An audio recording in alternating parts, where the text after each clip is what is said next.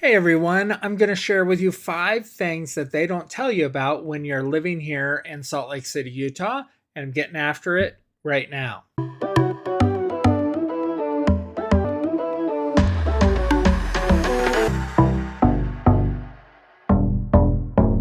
Welcome back, everybody. I'm Greg Spackman. I'm with the Living in Salt Lake City channel. So if you want to learn everything about what it's like to live here, eat here, sleep here, play here in the Salt Lake City area, then click the subscribe button and the bell to be notified every time I do new videos.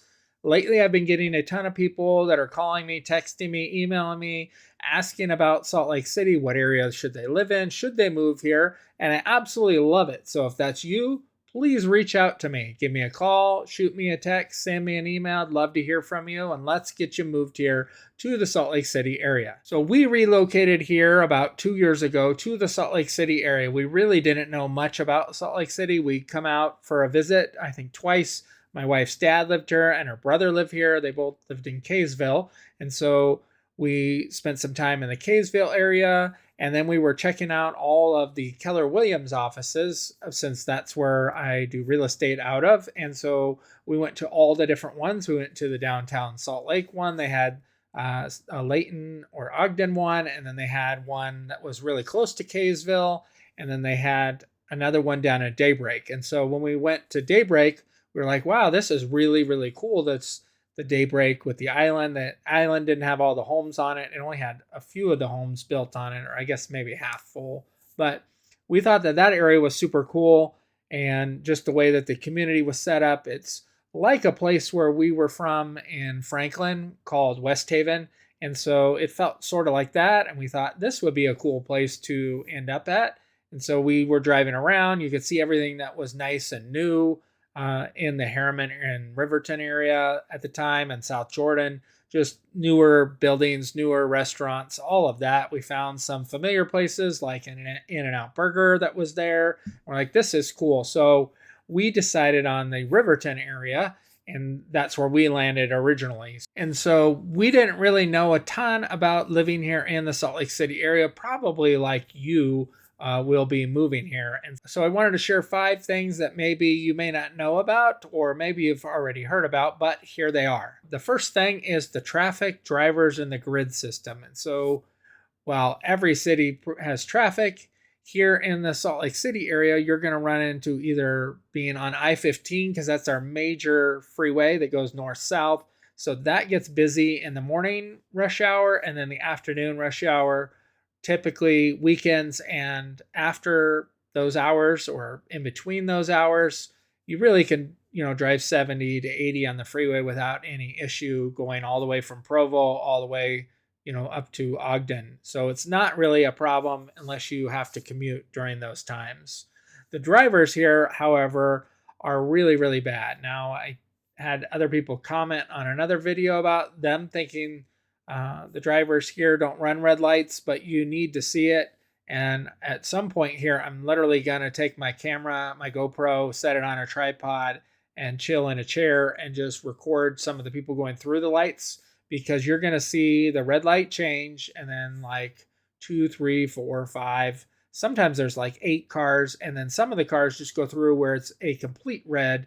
It wasn't even like, well, that was sort of close and they didn't want to stop, so they went through.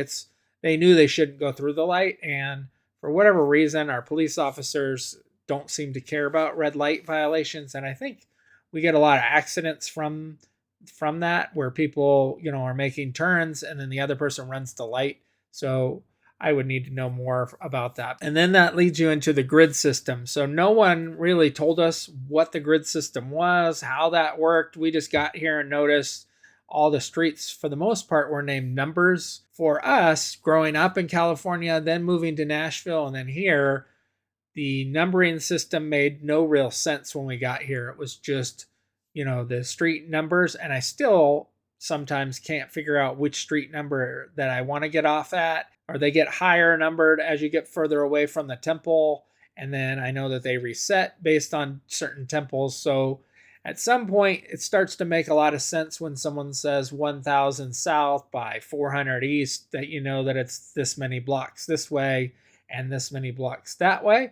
So it may make a lot more sense to you after you've been here a little bit and driving than it does initially.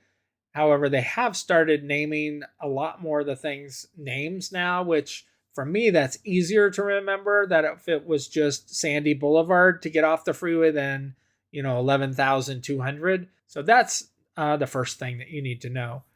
The next thing, which is a positive thing about living here in Salt Lake City, and no one really told us, nor did we do any research on it, was the public transportation. We have really, really good public transportation. I would say it's, pretty great actually, as I do more and more research on it and talk to more and more people. But we have what's called the track system, and we have the red line that runs from Daybreak, which is in South Jordan, all the way to Salt Lake City, and then it ends in the University of Utah. So that's super cool because my son Nathan will be graduating this year from high school, and he may end up going to the University of Utah next year, so he could actually commute. He'd just drive over to the Daybreak location, and then he could get on the tracks and take that up to school, so he wouldn't have to stay in the dorms if he chose to do that. Then you have the blue line that runs from Draper all the way to Salt Lake City Central. So you can take that if you're on that side, which means if you live in Draper or Sandy or somewhere along the blue line, then you can get all the way into Salt Lake City. And then lastly, we have the green line, and the green line runs from West Valley all the way to the airport. So I could take the red line up to the green line and then not have to drive to the airport if I wanted to. However, it'd be 25 minutes if I just drive, so it would be faster to drive but I could take the tracks if I wanted to. And then lastly, we have the front runner train, and that either starts or ends in Provo and then starts or ends in Ogden. And so it just runs north-south, so you can take that as well. So I could take the red line tracks into like the Salt Lake area, then get on the front runner and take that down to Provo. So that gives you a really good idea of our public transportation here. I think it's really, really good. It'd be nice if they expand it a little bit more, push some lines out further.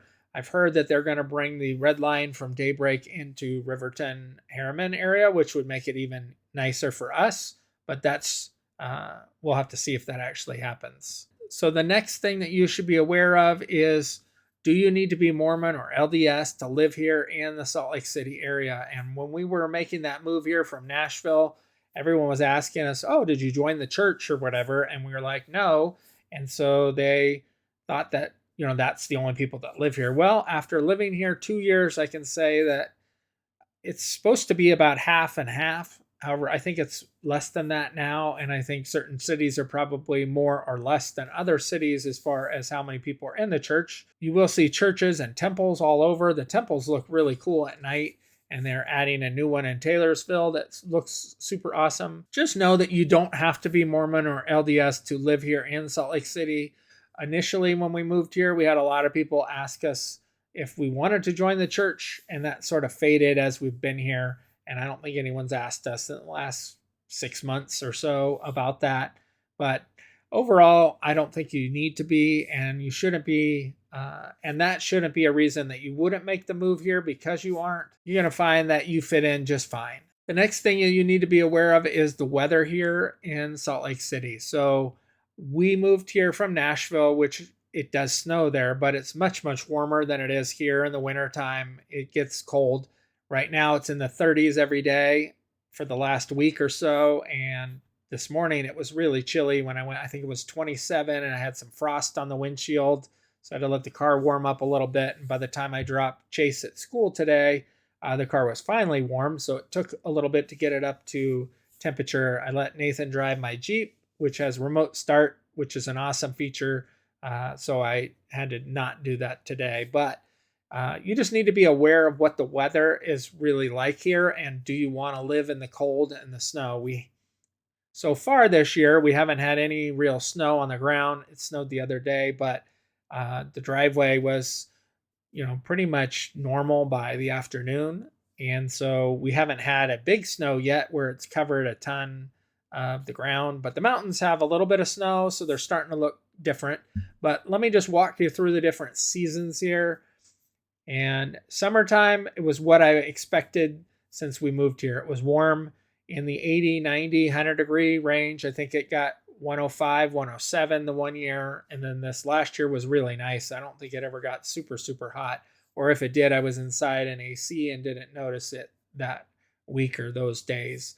But for the most part, summertime is really, really nice. You just get to have the warm, dry air, so it's not humid, and it just feels really good for the most part. And especially when the sun goes down and you're sitting in your patio chairs or just chilling outside, it's amazing. And that's one of the things that I really was looking forward to, was getting out of the humidity that Nashville had. The fall time that we've been through so far has been awesome.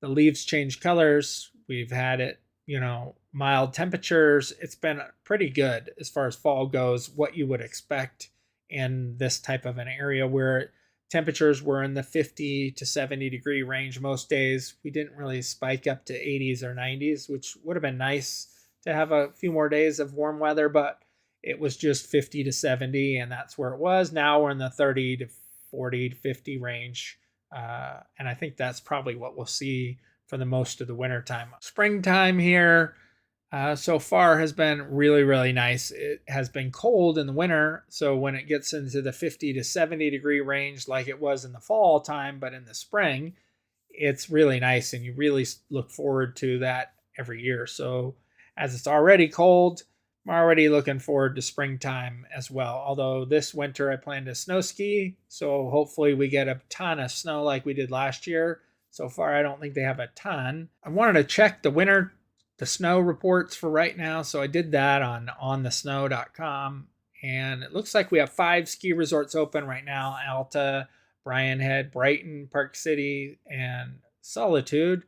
And we have 35 inches down to 17. So I would say right now we have pretty poor snow here as far as the mountains go, and then most of the other resorts are still closed with not a ton of snow. But 35 inches isn't terrible, but it says they have 2 of 118 trails open, so it must be really bad.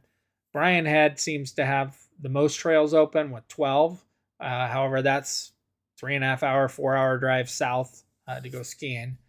Park City has 8 trails open, but they only have a foot to 17 inches. So anyhow, that was just something for right now, that just to give you an idea about what the weather is like here. So hopefully that gives you a little idea about the weather here, but we weren't, I guess I wasn't expecting it to be as cold as it is here during the wintertime. I thought it would be a little bit warmer, maybe like 10 degrees warmer. I knew it would get cold, but I figured it was like 2 or 3 weeks out of the winter where it was, in the 20 to 40 degree range. And then most of the time it'd be 35 to 50.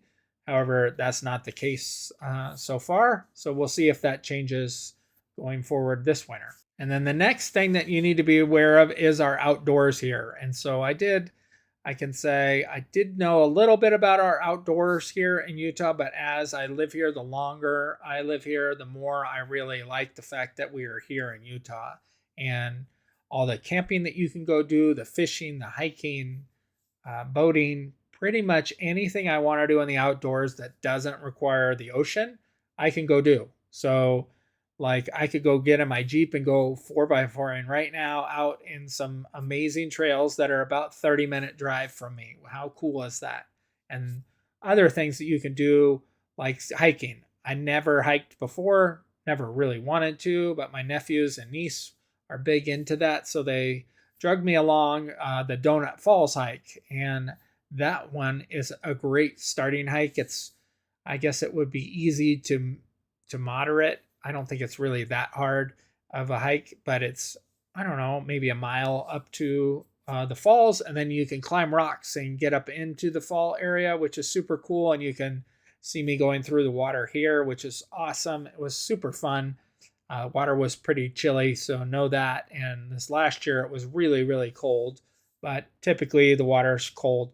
But the hike is a good hike. You don't have to climb up into the rocks. It's just a great thing. We packed a lunch and then we're able to eat up there, so I recommend that. There are a ton of things that you'll be able to do in the outdoors here in Utah, and I highly recommend that you try different things. Heck, I even have a client that we helped move here from South Carolina, and he is into stargazing, which is super cool. He sent me some photos that he took of the sky. And if he's watching this, please send me another photo. Would love to see another picture of the stars. But there are some cool places to go to do that. I didn't know that a graveyard would be an excellent place, but it makes sense because there's really no lights there. So that is something cool. And I'm sure there's numerous other places you can go here in the Salt Lake City or just further out that are an hour or two drive to get where there's no light. All right, I wanted to add one more thing for you guys, and that's the food options here in Salt Lake City.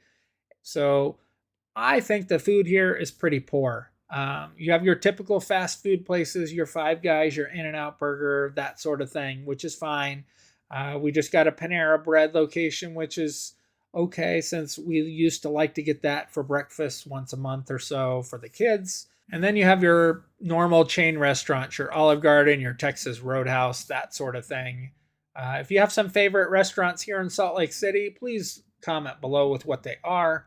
I did find a good Hawaiian barbecue place since L&L was my favorite, and apparently now they closed the one in Provo before I got to go eat there.